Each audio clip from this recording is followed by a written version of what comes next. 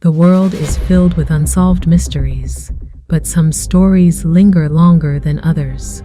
Some are so chilling, so full of unanswered questions, that they haunt even the most seasoned detectives. One such story is the strange and tragic case of Phoebe Bishop, a case that has baffled authorities, devastated a family, and left an entire town questioning everything they thought they knew.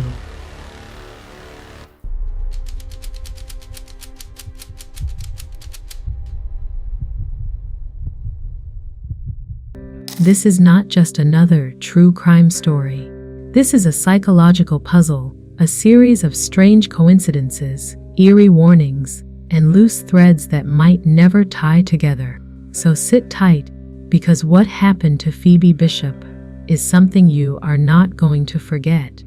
Phoebe Bishop was a vibrant 21-year-old student living in the small college town of Millerton. Known for her intelligence and creative spark, Phoebe was majoring in graphic design. She had recently transferred to Millerton State University to be closer to her family and start fresh after a rough breakup. According to her mother, she was finally starting to seem like herself again. She was smiling more, sketching in her notebook every day, and had even started dating someone new.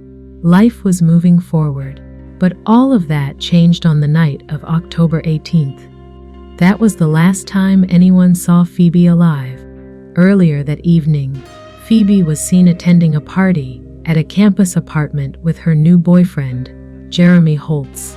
Friends described the night as low-key, just drinks, music, and a small group of familiar faces. Phoebe seemed happy, not drunk, not out of control, just happy. Around 11:45 p.m., Jeremy said she decided to walk back to her apartment 2 blocks away because she had a headache. He offered to walk her, but she told him to stay and enjoy himself. That decision changed everything. Security cameras captured Phoebe exiting the building and walking north toward her apartment. Nothing seemed unusual. She was walking at a steady pace, phone in hand, scrolling through what was later discovered to be text messages between her and her older sister. The messages ended abruptly at 11:53 p.m. Just 7 minutes after leaving the party, Phoebe vanished. What followed was a confusing chain of events that only deepened the mystery. Her roommates reported her missing the next morning after she failed to return home. Calls to her phone went straight to voicemail. No social media activity, no purchases made, no sightings. Nothing. Police began a search, but the trail was cold almost immediately. It was as if she had stepped into a black hole. Here is where the case gets strange. 3 days after she vanished, Phoebe's phone pinged. Not in Millerton, but 87 miles away, near a rest stop on Highway 63. Authorities rushed to the location but found nothing. No phone, no trace of her. Just a quiet rest stop with vending machines and a broken security camera. How did her phone end up there? Was someone using it? Was she alive? To this day, that question is unanswered. Then, on the 5th day, a witness came forward. A truck driver named Sam Wellington claimed he saw a woman matching Phoebe's description near the same rest stop where her phone pinged.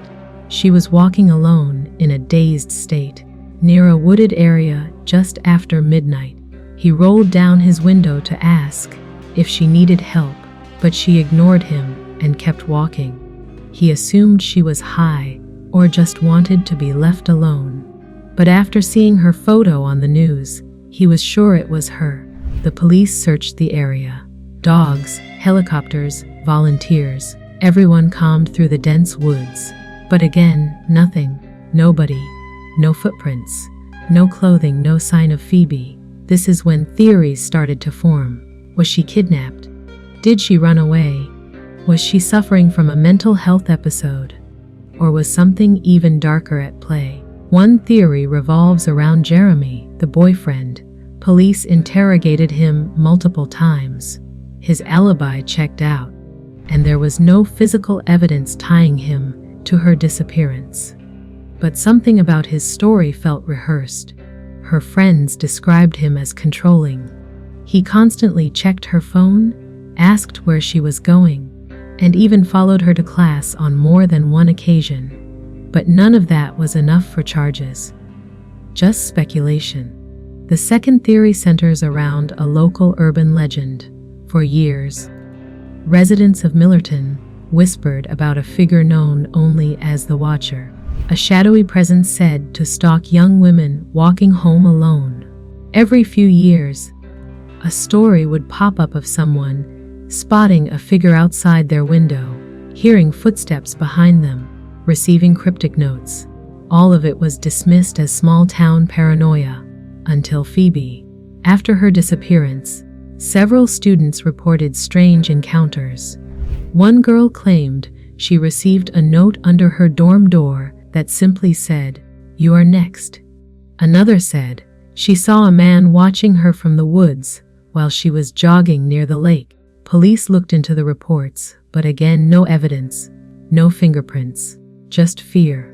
You might be wondering at this point, could this just be a case of misdirection? Here is where things take an even darker turn. 2 weeks after Phoebe disappeared, a homeless man was arrested for trespassing near an abandoned train station on the outskirts of town.